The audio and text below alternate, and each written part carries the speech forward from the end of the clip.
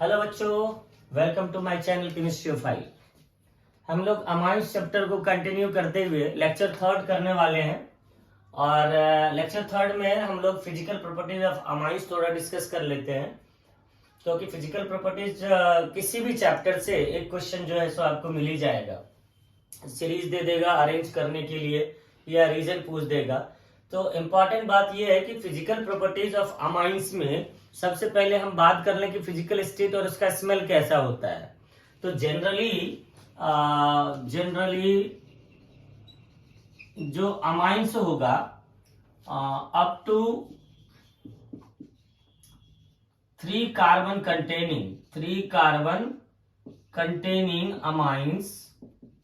Containing amines ये जो होता है गैसियस नेचर का होता है। पहली बात तो ये समझना है, गैसियस नेचर का होता है और जनरली इसका स्मेल जो होगा वो अमोनिकल स्मेल होगा। ठीक है, अमोनिकल स्मेल होता है। प्रैक्टिकल भी आप करते हो तो कई बार अमोनिकल स्मेल आपको ऑब्जर्व होता है और उसको नोटिस भी करना होता है। अब इससे ज्यादा ये गैसियस स्टेट है, 3 कार्बन से ज्यादा जब हम जाते हैं अमाइंस में तो अप टू 4-5 इनफैक्ट 4 और 5 कार्बन कंटेनिंग तक हमारा लिक्विड होता है। ठीक है ना, लिक्विड हो गया, लिक्विड स्टेट होगा अगर हम फिजिकल स्टेट की बात करें। और हायर अमाइंस जो होता है, हायर अमाइंस मतलब ये हो गया कि अमाइन कंटेनिंग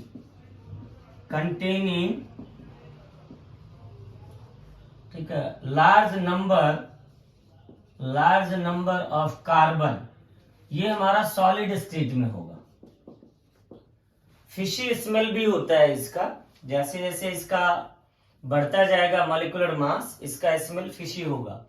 ठीक है ना। अब बात आती है कि इसका बॉइलिंग पॉइंट की अगर हम बात कर लें, बॉइलिंग पॉइंट तो जनरली अमाइंस का बॉइलिंग पॉइंट जो होता है हमारा वो हाइड्रोकार्बन या ईथर इन सबसे ग्रेटर होता है विद कंपेरेबल मॉलिक्यूलर मासेस में। कंपेरेबल मॉलिक्यूलर मास होगा तो अमाइंस का ज्यादा बॉइलिंग पॉइंट होता है, और कंपेरेबल मॉलिक्यूलर मास में अमाइंस का जो बॉइलिंग पॉइंट होगा वो अल्कोहल और कार्बोक्सिलिक एसिड से कम होगा। तो सपोज करो कि तुम्हें 4-5 कंपाउंड ऐसे दे दिए गए और उसे अरेंज करना है, तो हमें आइडेंटिफाई करना पड़ेगा कि इसमें कार्बोक्सिलिक एसिड है क्या, अल्कोहल है क्या, ईथर, अमाइंस, कौन सा फंक्शनल ग्रुप है। तो वो फंक्शनल ग्रुप को हम नोटिस करेंगे, फिर उसको देखेंगे कि नंबर ऑफ कार्बन कितना है उसमें, और मॉलिक्यूलर मास को ऑब्जर्व कर लेंगे या कैलकुलेट कर लेंगे तो हमें आइडिया मिल जाएगा। अगर कंपेरेबल मॉलिक्यूलर मास अगर है तो कार्बोक्सिलिक एसिड का बॉइलिंग पॉइंट हमारा ज्यादा होगा, किससे, अल्कोहल से होगा, और अल्कोहल का बॉइलिंग पॉइंट जो होगा ज्यादा होगा अमाइंस से, और अमाइंस का बॉइलिंग पॉइंट ज्यादा होगा किससे, हमारा हाइड्रोकार्बन या ईथर से होगा। अब ऐसा क्यों होता है कि हाइड्रोकार्बन से ज्यादा हमारा बॉइलिंग पॉइंट अमाइंस का होता है, क्योंकि ये इंटरमॉलिक्यूलर हाइड्रोजन बॉन्ड फॉर्म करता है। ठीक है, इंटरमॉलिक्यूलर हाइड्रोजन बॉन्ड ये कीवर्ड है, ये तुम लोगों को लिखना ही लिखना है। सो बॉइलिंग पॉइंट में हम लिखते हैं कि as the first point, 2-3 point में इसको समझ लेते हैं ताकि शॉर्टकट में तुम्हें ये बात समझ में आ जाए और उस क्वेश्चन को आप कर लो।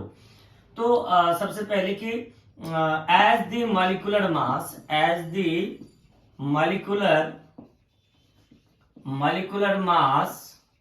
मास ऑफ कंपाउंड यानी कि अमाइंस चैप्टर पढ़ रहे हैं, amines, as the molecular mass of amines increases, ठीक है, द बॉइलिंग पॉइंट इंक्रीजेस,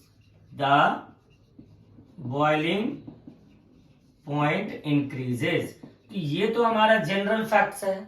अगर हम इसको देखें तो मिथेना अमाइन NH2, इसके बाद क्या हो जाएगा, इथेना अमाइन CH3 CH2 NH2, इसके बाद क्या हो जाएगा, प्रोपेना amine CH3 CH2 CH2 NH2।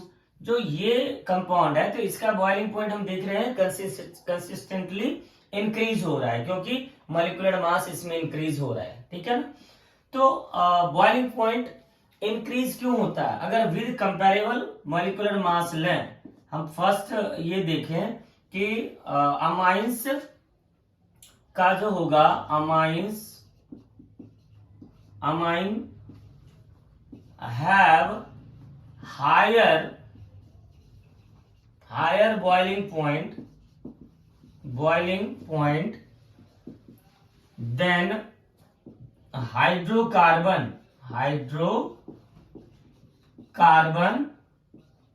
या फिर ether. This is due to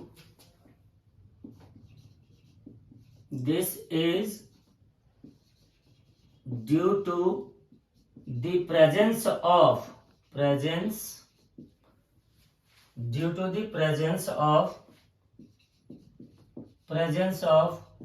intermolecular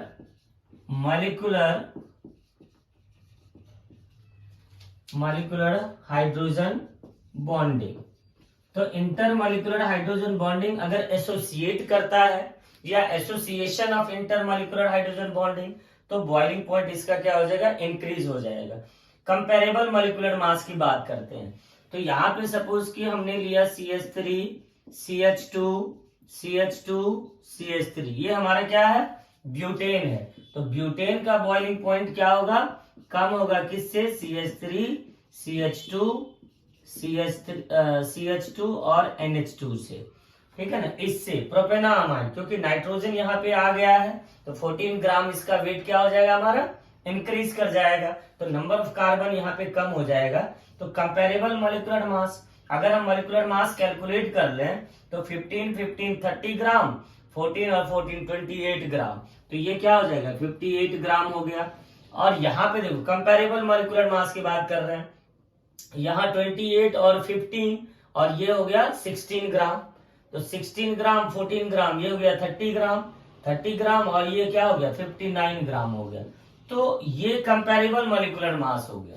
तो इस तरह से अमाइंस जो होगा हमारा, अमाइंस का बॉइलिंग पॉइंट होगा, ठीक है। अब बात आती है कि बॉइलिंग पॉइंट प्राइमरी अमाइंस का ग्रेटर होगा सेकेंडरी अमाइंस से और सेकेंडरी का टर्शरी से।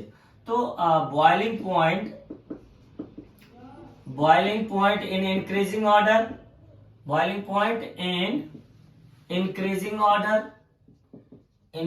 ऑर्डर में, अब ये समझिए आप कि ये है आपका 3 डिग्री अमाइन। 3 डिग्री अमाइन का बॉइलिंग पॉइंट क्या रहेगा? कम रहेगा। किससे? सेकेंडरी से, और सेकेंडरी का कम रहेगा प्राइमरी से। क्यों? क्योंकि हाइड्रोजन बॉन्ड का एसोसिएशन जो होता है वो प्राइमरी में ज्यादा होता है as compare to secondary and then tertiary. तो इसलिए इसका बॉइलिंग पॉइंट हमेशा ग्रेटर रहेगा।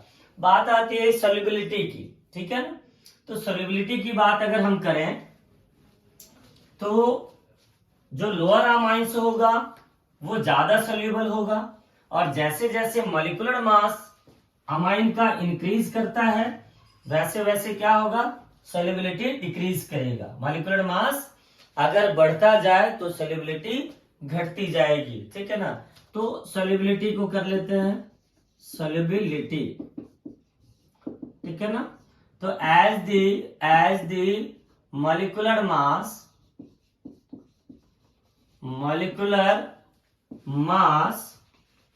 ऑफ अमाइंस इंक्रीजेस, सोल्युबिलिटी क्या होगी हमारी? सोल्युबिलिटी डिक्रीज होगी, ठीक है।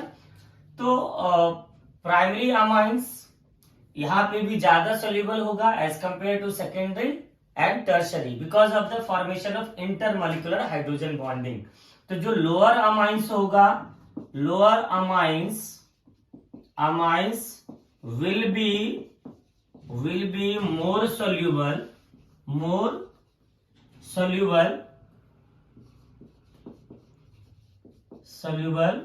in वाटर में ये क्या होगा? ज्यादा सोल्यूबल होगा ड्यू टू फॉर्मेशन ऑफ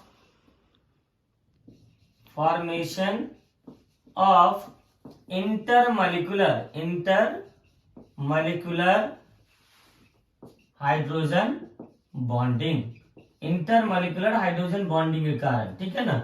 जो NH बॉन्ड होता है पोलर होता है, पोलर इन नेचर होगा, तो क्या होगा, हाइड्रोजन बॉन्ड फॉर्मेशन होगा। पोलैरिटी अगर डेवलप होता है किसी कंपाउंड में तो उसी केस में, और जो सोल्यूबिलिटी का एक कॉन्सेप्ट है जो सॉल्यूशन चैप्टर में भी दिया हुआ है, लाइक डिसॉल्व लाइक। जो पोलर सब्सटेंस होता है वो हमेशा पोलर सब्सटेंस में ही डिसॉल्व होगा, और नॉन पोलर सब्सटेंस जो होगा वो हमेशा नॉन पोलर सब्सटेंस में ही डिसॉल्व होगा। तो यहाँ पे हम देख रहे हैं कि सॉल्युबिलिटी अमाइंस का, तो अमाइंस के केस में अगर मान लो कि हमने लिया प्राइमरी, ये अमाइन लिया है इस तरह से, तो जो ये बॉन्ड होता है ये हमारा क्या होता है, पोलर होता है। तो ये क्या होगा, इस तरह से हाइड्रोजन के साथ जब आप डिसॉल्व कराते हैं तो इस तरह से क्या हो रहा है, हाइड्रोजन बॉन्ड फॉर्मेशन कर रहा है। यहाँ पे ये क्या होगा, हाइड्रोजन बॉन्ड का फॉर्मेशन होगा, और ये भी क्या करेगा, हाइड्रोजन बॉन्ड का फॉर्मेशन करेगा। तो हाइड्रोजन बॉन्ड फॉर्मेशन के कारण इसकी सॉल्युबिलिटी बढ़ जाती है, ठीक है। तो प्राइमरी अमाइन क्या होगा, अगर हम सॉल्युबिलिटी का एक सीरीज देखें कि कौन सा अमाइन ज्यादा सोल्यूबल होगा, तो इस तरह से हम देख सकते हैं। जैसे प्रोपेना अमाइन है, इसकी सॉल्युबिलिटी कम होगी किससे, इथेना अमाइन से, और इथेना अमाइन की सॉल्युबिलिटी क्या होगी, कम किससे, मिथेना अमाइन से। तो सॉल्युबिलिटी हमारा इस तरह से इंक्रीज करता है। नेक्स्ट, अगर वीडियो पसंद आए तो आप इसे लाइक सब्सक्राइब करो, शेयर करो, ताकि दूसरे बच्चों को भी बेनिफिट हो, और इसमें डिटेल कुछ जानना हो तो कमेंट बॉक्स में जरूर लिखो, ठीक है। और नेक्स्ट लेक्चर में हम लोग केमिकल प्रॉपर्टीज करने वाले हैं, और इसको डिस्क्रिप्शन बॉक्स में भी लिंक कर दिया जाएगा, भेज दिया जाएगा, तो वहां से भी कोई बच्चा इसको देख सकता है। Thank you, bye bye.